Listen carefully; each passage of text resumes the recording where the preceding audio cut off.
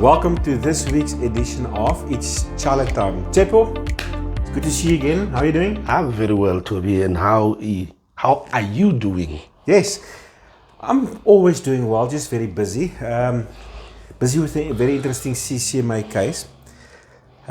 This is not the topic for today, but I think it is still nice to know.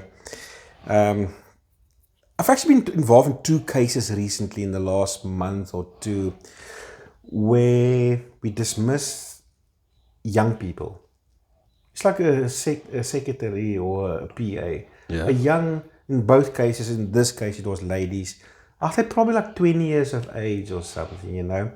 And it's interesting how quickly you will run to the CCMA. And you know what's sad for me? Maybe I'm getting old now, you know, and maybe I'm a bit more matured now. But I see in both of these cases, actually, the employers are good people. Yeah. And you can actually get away with a lot. But it's because some of these youngsters, they've got these rebellious attitudes, you know, this insubmissiveness. Slap the door on the way out, you know, those kind of things, you know. If they can just change their attitude and actually call your boss, you know, or at least have that attitude, you know, it can actually work to your advantage, you know. And this is the thing. You actually just want to grab the person and say, listen, man, just change your attitude. The young ones don't care. Some of the youngsters, they just don't care. Generation that was born from the year 2000, you know, the generation doesn't care. They just doing what they want as they please. But it's not everyone. No, let's not exaggerate here. Many employees are actually nice. Sometimes we sound so negative about employees, but it's not really the case. In this case, that's what I'm busy with. There are these two people. No, but sometimes we do become honest with employers, how employers are doing things. So it's not only based on that. We sub both employers and employees. Anyway, we want to talk today about, I believe you want to talk about the processes and the longevity of conciliation, arbitration processes, the CCMA. Why do you want to talk about this? Yeah, first of all, I've never been to the labor court, so I don't know. I heard last week, you spoke about Woolworth's case that took after 6 months now. 6 years. After 6 years. And then people, the employer was instructed or was given an instruction and back pay, you see. Mm-hmm. Now that also triggered in my head that, you know what, just last week, I did a case in Umtata there where we sat for 3 hours in conciliation. Union was called in, they sat with the gentleman from the union for I've seen commissions here in Johannesburg, CCMA. Conciliation takes 30 seconds. Are you going to settle? Yes? No? No? Okay, arbitration. Yeah, but you say 3 hours. Yeah, but now there's that commissioner who wants to tell you about how I drove from PE and then my journey. I got a puncher on the road. You see, I'm a nice person. You see me. I've dealt with cases. And you end up like, just when you get to that point, then he wants to talk about the case. And then you don't agree, and then he calls someone to go outside. You know almost how it works. You go outside, talk to this one for another 45 minutes, call that one. I've been in cases where the commissioner will sit, hi, I'm a pastor. And then he will start giving me the gospel. I like the gospel. Yes. So for those, you know, I'm just saying, okay? And this is my interpreter, and then he's like, I'm a pastor too. Then he gives me the same gospel. So half an hour later, we all converted, and now we start conciliation. So the question is, how long will one process take? Does it have a time limitation, or it's just fast, depending on your negotiation skills, depending on your level of knowledge? Because sometimes you might be you can have super confidence, like, I know today I'm going there and I'm gonna run with it. Then you get there, the commissioner doesn't understand what you're saying. Yeah, you don't plant any seed in the commissioner's head. Yeah. You see, that's a very important point you're making there. Because you see, the thing is, a lot of people who represent maybe either the employee or the employer, they've got the idea that, and I understand the legislator, that is their intention, to make dispute resolution very easily accessible, like the CCMA and the courts. And we've also seen that now with, how the courts evolve certain concepts, like a simple thing like the 711 form, the application form. Many years ago, a application would have been considered very easy to be defective if it wasn't filled in properly. But these days the courts are like frowning on it. They're just saying, it is just a paper to start the process. So they try to make the processes simple. But this is actually a trap. Because the thing is, there are still a lot of laws involved. And there are a lot of curveballs and speed bumps. And if you're not experienced in these matters, it can frustrate you, it can catch you off guard, and that is why it's also advisable, for companies to use labor law specialists like us, okay? Yes, like and subscribe, like us, because we understand the processes, we understand what the commissioners what they are thinking, we understand their context of the legal system, and we know, what may come, and we know there are curveballs and nothing is necessarily the same. But to come back to your question, there are still a lot of laws at play, and if you think you're going to go in there, arbitration, just go do it for an hour or two. No. It can be, but it can also most probably not be. I remember we sat for over a year at the road freight industry. Mm-hmm. Yeah. For over a year. And we sat there for like... You had to long time. You had to even hand in a baton to me and say, you know what, run with this thing to the finish line. And then I ended up running with it to the finish line and I ended up winning the case. But how it came, started with plus minus 30 people. And then there were joint cases, joint cases, and along the way. And on the last day of arbitration, I think I had 5 people sitting. You see, we can talk a lot about that case, Tsepo. I mean, and this is a good example of those curveballs. Because that case started off by there being 2 unions who represented the same staff, starting off by filing the same dispute for the same staff. So we had conciliation for both. Now, already there, you can't file the same dispute twice. They need to make up their mind who's now representing the staff. Because these unions, they were not having organizational rights at the workplace. They were just, unions, who were opportunistic and wanted to, make some money or try to get a foothold in the company or whatever. And interesting. You see, we shouldn't say these things. But anyway, in this case... I like it when you start to do this. This is where I start talking about the dark arts of labor. My lightsaber. You see, in this case, the general manager of the actual company was also very opportunistic. So all came back to an illegal strike. So there were quite a number of the staff that was dismissed. But for months later, this manager will just arbitrarily chase people away. You were late, go. And then he will phone us and say, listen, this guy is now somewhere part of the retrench of the dismissed staff for the illegal strike. There was quite a few of them. All these little tales that was following. But they were linked to something that happened. But not really. No, really. But that's what the general manager said. We'll just make them all part of the case. You see, so when it comes to the bundles of evidence of the strikes, we'll put them last because hopefully by the time we get here, the commissioner will be already convinced and we don't have to argue those. You see, that's once again how silly some employers argue. But anyway, the unions made a grave mistake, and this is one of those curveballs. Yeah. They then applied to have all these cases consolidated to the main case.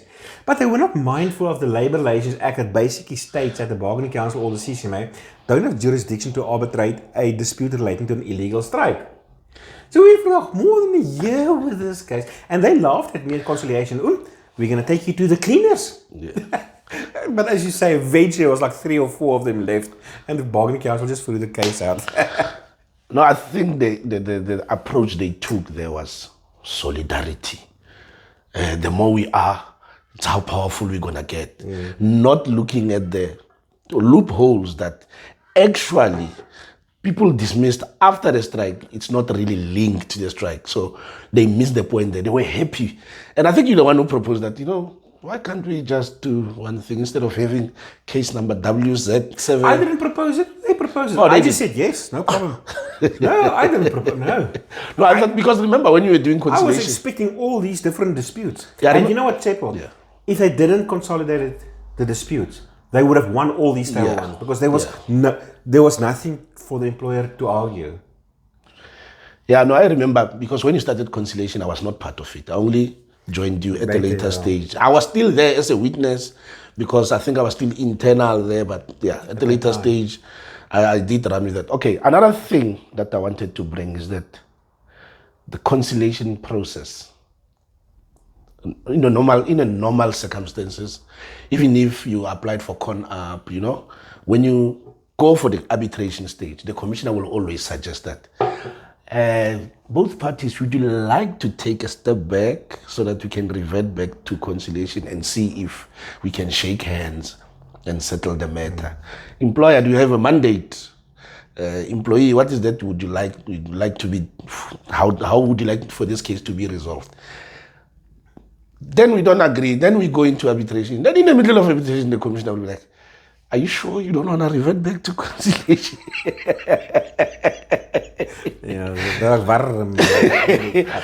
So I like the fact that I think we did have a discussion whereby at any stage you can still revert back to conciliation. Look, you can always settle a dispute, even if there's an arbitration award against you. And some employers are like that. If there's like a steep arbitration award against you, they won't pay. And then employee will phone, please pay. No, not. But I will settle if we can. I'll pay you now if we can settle on half of it. But the thing is, you can always settle. So sometimes you find yourself in the middle of arbitration and it's not going well. You can say, even the commissioner can sometimes say, you guys sure you don't want to go back to conciliation. So part of this curveball. So, there are many anomalies why cases can take long. I've also been involved in another case that took also a year. And, as an example, if a case is set down for 2 o'clock in the afternoon, you're not going to finish the case. You're going to come back again, And when you come back again, maybe a key witness is sick. Then it's going to be postponed again. You're dealing with a case now in Tata. Went there, have to postpone. Why? Because the key witness, there's a strike at site and on that day, they didn't allow the witness to come out of the store or something like that. So now I can't be there. So the commissioner postponed it, Maybe the commissioner is sick, he's not there. So then it gets postponed again, So, look, a process, arbitration, can take a very, very long time. And it's very seldom actually, I can't say it's seldom. But there's a good possibility that the case won't be dealt with in its entirety on that day, especially if it's been booked more later for the day. Yeah. And it's like when you have to go to Tata and I know the case is for 2 o'clock in the afternoon. Then I know I'm going to have to pay for another flight because we're going to go back again. And also, I think the processes when you start, employee will be dismissed in a hearing.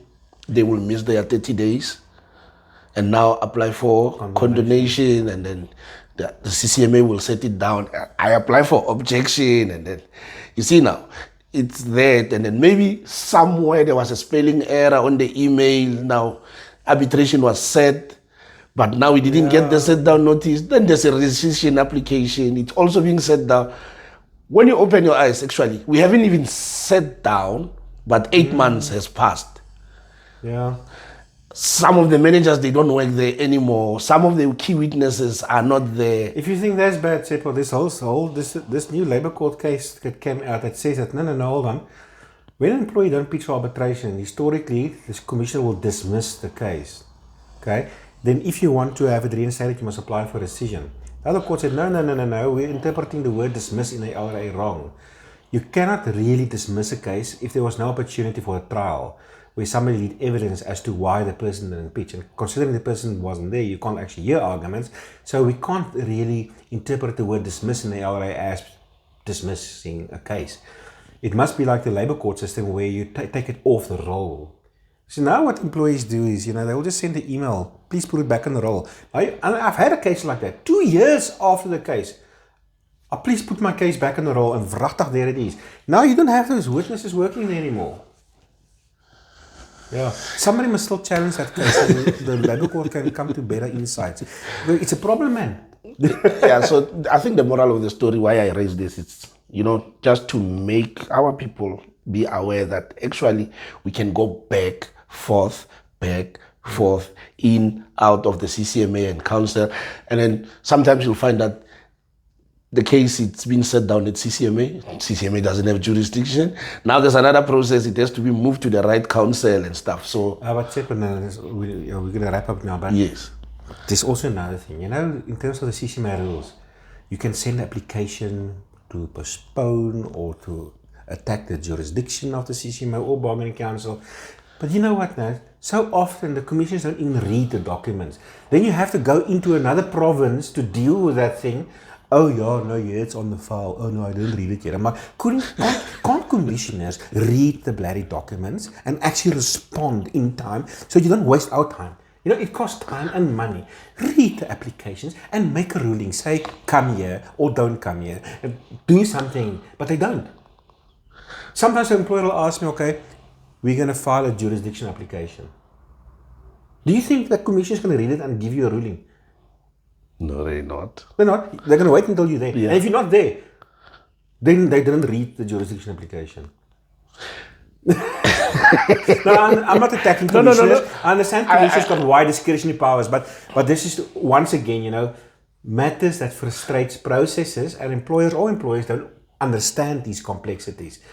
You can file a document, then you think it's sorted out now, but it's not. Yeah, no, last time I did get a call from the restaurant bargaining council say, why are you not here? I'm like, oh, there's an objection. Where?